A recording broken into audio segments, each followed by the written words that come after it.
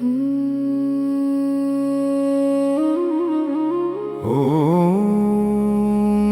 शनैश्चराय नमः।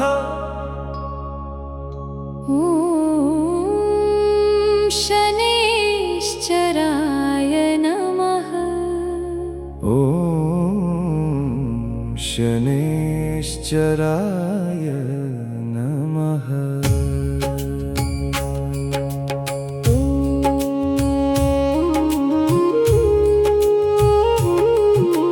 नीलाञ्जनसमाभासं सूर्यपुत्रं महाबलं छायागर्भसमुद्भूतं शनैश्चरं नमाम्यहम्। गम्भीरं करुणासारं धर्ममार्गप्रकाशकं कर्मदर्पणरूपं तं शनिदेवं नमाम्यहम्। जय जय शनिदेव दयाला, कर्म शुद्धि के रखवाला। मन के तम को दूर करो, जीवन में सत्पथ भर दो। मंदगत्या जगद्गुरुत्वं न्यायदीपं प्रज्वालय। अधर्मपथगतान् जनान् सन्मार्गे नः नियोजय। लोभमोहक्रोधजातं कर्मजालं विनाशय। अन्तरस्थं तमोघोरं ज्ञानदीपेन भासय। यद्यद् कर्म मया देव अज्ञानाद्वा प्रमादतः मनसा वाचा कर्मणा च कृतं तत्क्षन्तुमर्हसि। दुष्कर्म बीजं दग्ध्वा त्वं शुभकर्मसु प्रेरय। सत्यं दया क्षमा शौचं हृदये मे निवासय। जय जय शनिदेव दयाला, कर्म शुद्धि के रखवाला। मन के तम को दूर करो, जीवन में सत्पथ भर दो।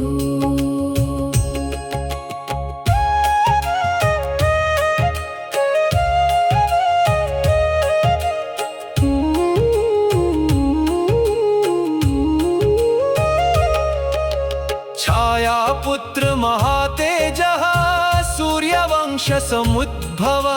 न्यायमार्गस्य दातारं त्वां वन्दे भक्तवत्सल। न मां कामैर्विमोहय, न मां दर्पे नियोजय। न मा लोभस्य पाशेन बध्नीयाः करुणानिधे। शनिदेव शनिदेव शरणं मे भव प्रभो। कर्मबन्ध विमोक्षाय कृपादृष्टिं प्रयच्छ मे। मन्दिरस्थे महादेव नीलवर्ण मनोहर।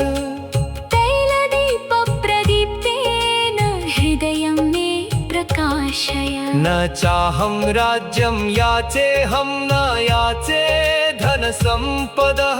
शुद्धं कर्म शुभं चित्तं देहि मे शनिदेव प्रभो। ये जनाः कर्ममार्गस्थाः सत्यधर्मपरायणाः। तेषां पन्थानमाविश्य भव नित्यं शुभप्रदः। दुर्बलानां बलं भूत्वा दीनानां त्वं दयाकरः। पतितानां करं धृत्वा उद्धरेः करुणामय। हे शनिदेव दया सिन्धो, हे सूर्यतनय प्रभो। अन्तःकरण शुद्धिं देहि, सत्कर्मसुरतिं कुरु।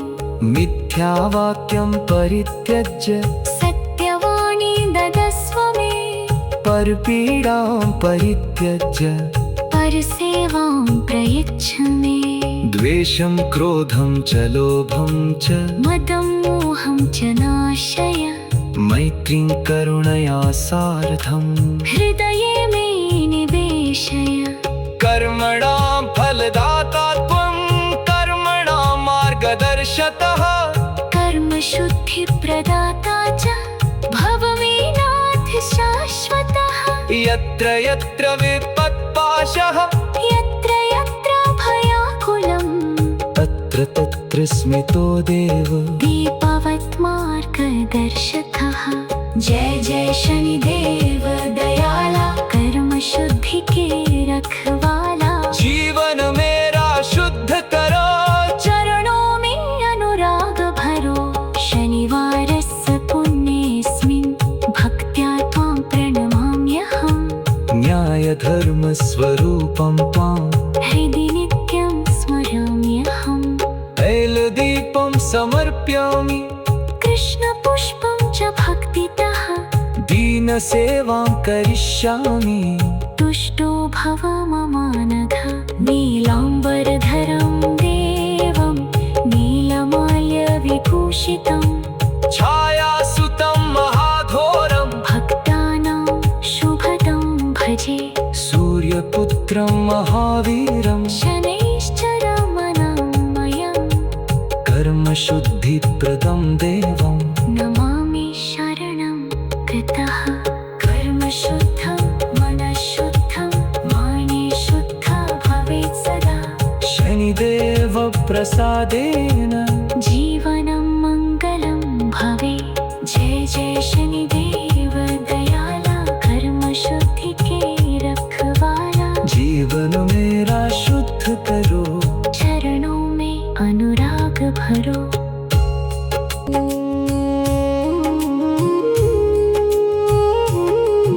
ॐ नीलाञ्जनसमाभासं सूर्यपुत्रं महाबलं।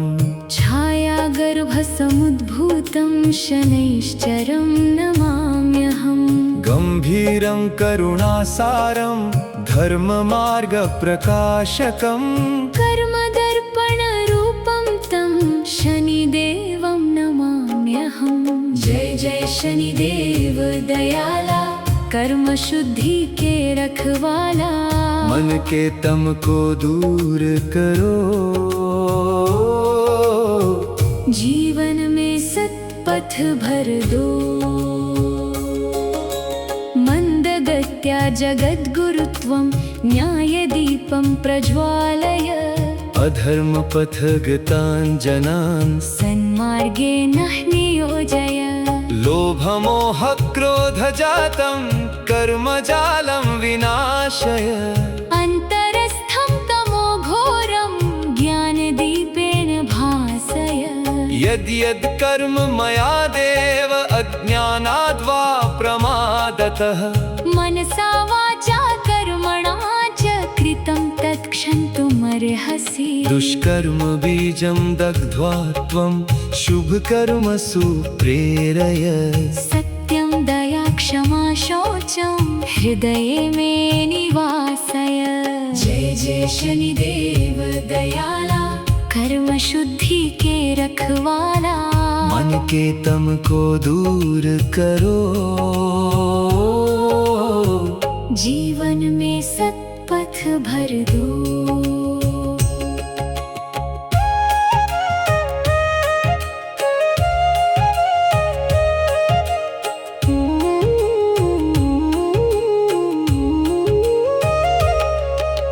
छायापुत्र महातेजः सूर्यवंशसमुद्भव। न्यायमार्गस्य दातारं त्वां वन्दे भक्तवत्सल। न मां कामैर्विमोहय, न मां दर्पे नियोजय। न मालोभस्य पाशेन बध्नीयाः करुणानिधे। शनिदेव शनिदेव शरणं मे भव प्रभो। कर्मबन्ध विमोक्षाय कृपादृष्टिं प्रयच्छ मे। मन्दिरस्थे महादेव नीलवर्ण मनोहर। तैलदीपप्रदीप्तेन हृदयं मे प्रकाशय। न चाहं राज्यं याचेऽहं न याचे धनसम्पदः। शुद्धं कर्म शुभं चित्तं देहि मे शनिदेव प्रभो। ये जनाः कर्म मार्गस्थाः सत्यधर्मपरायणाः। तेषां पन्थानमाविश्य भव नित्यं शुभप्रदः। दुर्बलानां बलं भूत्वा दीनानां त्वं दयाकरः। पतिता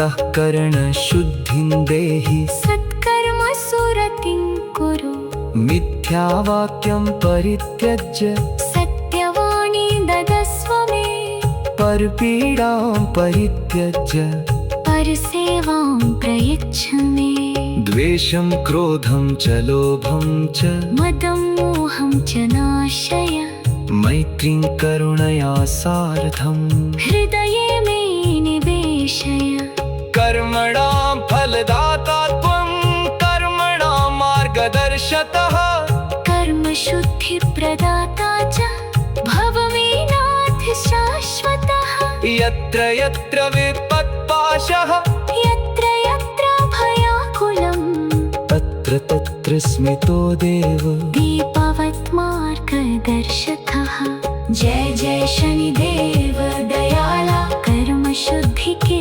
रखवाला जीवन मेरा शुद्ध करो चरणों में अनुराग भरो शनिवारस्य पुण्येऽस्मिन् भक्त्या त्वां प्रणमाम्यहम् न्यायधर्मस्वरूपं त्वां हृदि नित्यं स्मराम्यहम् तैलदीपं समर्पयामि कृष्णपुष्पं च भक्तितः दीनसेवां करिष्यामि तुष्टो भव ममानघ नीलाम्बरधरं देवं नीलमाल्यविभूषितं छायासुतं महाघोरं भक्तानां शुभदं भजे सूर्यपुत्रं महावीरं शनैश्चरमनामयं कर्मशुद्धिप्रदं देवं नमामि शरणं गतः कर्मशुद्धं मनःशुद्धं माने शुद्धा भवेत् सदा शनिदेव प्रसादेन जीवनं मङ्गलं भवे जय जय शनिदेव दयाला कर्म शुद्धि के रखवाला जीवन मेरा शुद्ध करो चरणों में अनुराग भरो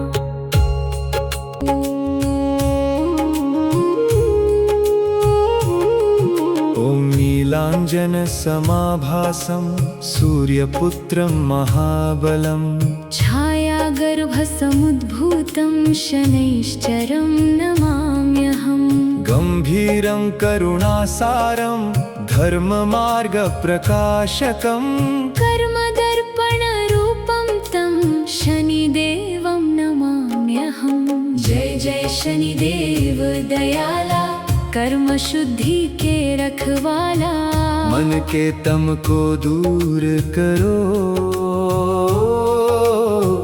जीवन में सत्पथ भर दो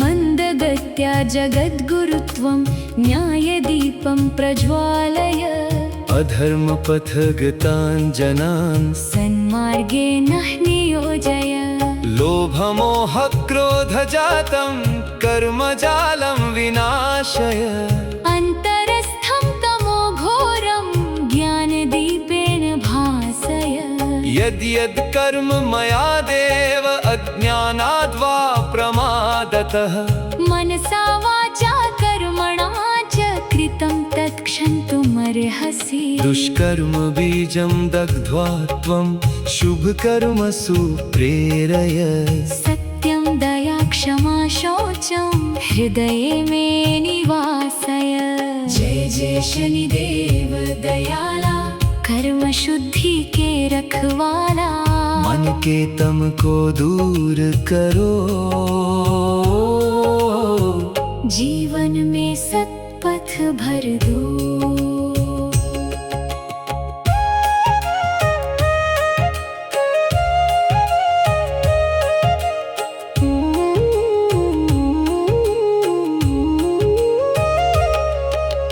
छायापुत्र महातेजः सूर्यवंशसमुद्भव न्यायमार्गस्य दातारं त्वां वन्दे भक्तवत्सल न मां कामैर्विमोहय न मां दर्पे नियोजय न मालोभस्य पाशेन बध्नीया करुणानिधे शनिदेव शनिदेव शरणं मे भव प्रभो कर्मबन्धविमोक्षाय कृपादृष्टिं प्रयच्छ मे।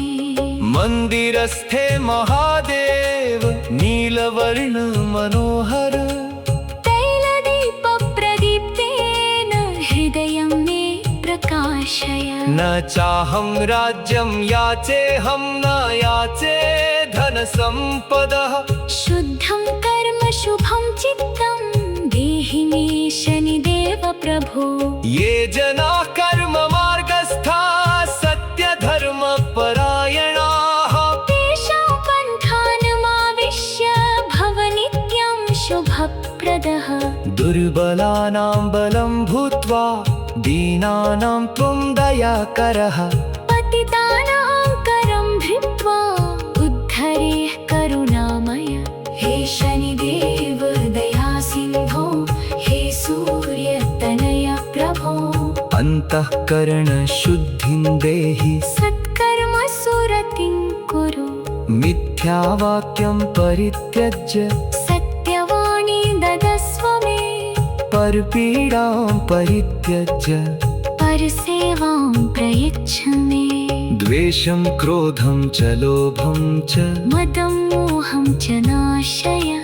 मैत्रीं करुणया सार्धं हृदये मे निवेशय। कर्मणां फलदाता त्वं कर्मणां मार्गदर्शकः कर्मशुद्धिप्रदाता च भव मे नाथ शाश्वतः। यत्र यत्र विपत्पाशः यत्र यत्र भयाकुलं तत्र तत्र स्मितो देव दीपवत् मार्गदर्शकः। जय जय शनिदेव दयाला कर्म शुद्धि के रखवाला। जीवन मेरा शुद्ध करो चरणों में अनुराग भरो। शनिवारस्य पुण्येऽस्मिन् भक्त्या त्वां प्रणमाम्यहम्। न्यायधर्मस्वरूपं त्वां हृदि नित्यं स्मराम्यहम्। तैलदीपं समर्पयामि कृष्णपुष्पं च भक्तितः दीनसेवां करिष्यामि। तुष्टो भव ममानघ। नीलाम्बरधरं देवं नीलमाल्यविभूषितं छायासुतं महाघोरं भक्तानां शुभदं भजे। सूर्यपुत्रं महावीरं शनैश्चरमनामयं कर्मशुद्धिप्रदं देवं नमामि शरणं कृतः। कर्मशुद्धं मनःशुद्धं माने शुद्धा भवेत् सदा। शनिदेवप्रसादेन जीवनं मङ्गलं भवे। जय जय शनिदेव दयाला कर्मशुद्धि के रखवाला। जीवन मेरा शुद्ध करो चरणों में अनुराग भरो।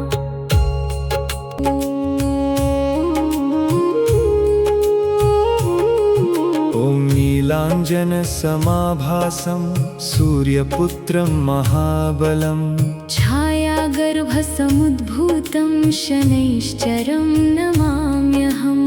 गम्भीरं करुणासारं धर्ममार्गप्रकाशकं कर्मदर्पणरूपं तं शनिदेवं नमाम्यहम्। जय जय शनिदेव दयाला कर्म शुद्धि के रखवाला। मन के तम को दूर करो जीवन में सत्पथ भर दो।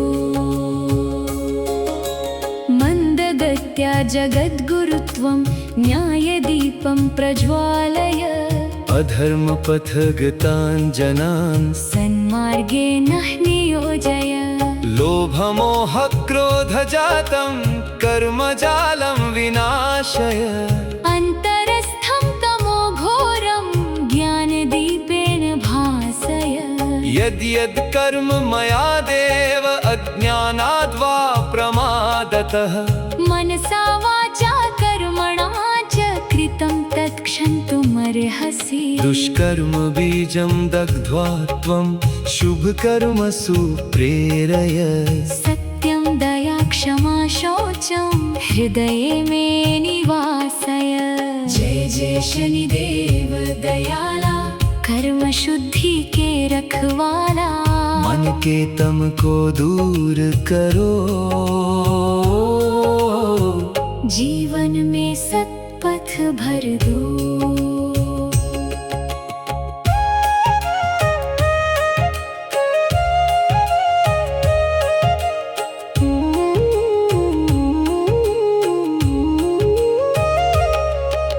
छाया पुत्र महातेजः सूर्यवंश समुद्भव, न्यायमार्गस्य दातारं त्वां वन्दे भक्तवत्सल। न मां कामैर्विमोहय, न मां दर्पे नियोजय, न मालोभस्य पाशेन बध्नीयाः करुणानिधे। शनिदेव शनिदेव शरणं मे भव प्रभो, कर्मबन्ध विमोक्षाय कृपादृष्टिं प्रयच्छ मे। मन्दिरस्थे महादेव नीलवर्ण मनोहर, तैलदीपप्रदीप्तेन हृदयं मे प्रकाशय। न चाहं राज्यं याचेऽहं, न याचे धनसम्पदः। शुद्धं कर्म शुभं चित्तं देहि मे शनिदेव प्रभो। ये जनाः कर्ममार्गस्थाः सत्यधर्मपरायणाः, तेषां पन्थानमाविश्य भव नित्यं शुभप्रदः। दुर्बलानां बलं भूत्वा दीनानां त्वं दयाकरः। पतितानां करं धृत्वा उद्धरेः करुणामय। हे शनिदेव दया सिन्धो, हे सूर्यतनय प्रभो। अन्तःकरण शुद्धिं देहि, सत्कर्मसुरतिं कुरु। मिथ्यावाक्यं परित्यज्य, सत्यवाणी ददस्व मे। परपीडां परित्यज्य, परसेवां प्रयच्छ मे। द्वेषं क्रोधं च लोभं च, मदं मोहं च नाशय। मैत्रीं करुणया सार्धं, हृदये मे निवेशय। कर्मणां फलदाता त्वं, कर्मणां मार्गदर्शकः। कर्मशुद्धिप्रदाता च भव मे नाथ शाश्वतः। यत्र यत्र विपत्पाशः, यत्र यत्र भयाकुलम्, तत्र तत्र स्मितो देव। दीपवत् मार्गदर्शकः। जय जय शनिदेव दयाला, कर्म शुद्धि के रखवाला। जीवन मेरा शुद्ध करो, चरणों में अनुराग भरो। शनिवारस्य पुण्येऽस्मिन् भक्त्या त्वां प्रणमाम्यहम्। न्यायधर्मस्वरूपं त्वां हृदि नित्यं स्मराम्यहम्। तैलदीपं समर्पयामि, कृष्णपुष्पं च भक्तितः। दीनसेवां करिष्यामि। तुष्टो भव ममानघ। नीलाम्बरधरं देवं नीलमाल्यविभूषितं। छायासुतं महाघोरं, भक्तानां शुभदं भजे। सूर्यपुत्रं महावीरं, शनैश्चरमनामयम्। कर्मशुद्धिप्रदं देवं। नमामि शरणं कृतः। कर्मशुद्धं मनःशुद्धं माने शुद्धा भवेत् सदा। शनिदेव प्रसादेन जीवनं मङ्गलं भवे।